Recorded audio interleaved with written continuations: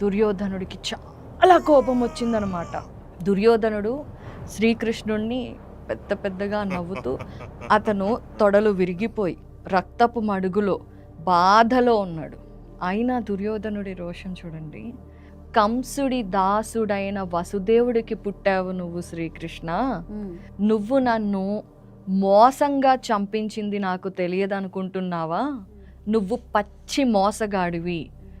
నువ్వు భీముడికి సైగ చేయటం నాకు తెలుసు. అయినా నువ్వు నన్నేంటి యుద్ధంలో భీష్ముడిని అర్జునుడికి ఎదురుగా శిఖండిని పెట్టి చంపించావు కదా, అది అధర్మం కాదా? కర్ణుడు రథచక్రం ఎత్తుతుంటే అర్జునుడిని రెచ్చగొట్టి చంపించావు, అది అధర్మం కాదా?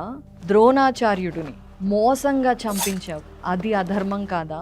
ఇన్ని అధర్మాలు చేసిన నువ్వు నన్ను అధర్మంగా చంపించటం పెద్ద విషయమేమీ కాదు, నువ్వు పచ్చి మోసగాడివి అని నానా మాటలు అన్నాడు. శ్రీకృష్ణుడిని దుర్యోధనుడు అతని తొడలు విరిగిపోయి రక్తపు మడుగులో పడి ఉండి కూడా అతనికి తాను చేసినవి గుర్తు రావట్లా. ఎవరైనా చావు దగ్గరికి వస్తే పశ్చాత్తాపం అనేది వస్తుంది. ఎగ్జాక్ట్లీ, పనులు చేసి ఉండకూడదు కదా అని. కానీ దుర్యోధనుడికి అలా లేదు. అసలు ఇంకొక మాట కూడా అంటాడు. ఏంటంటే దుర్యోధనుడు,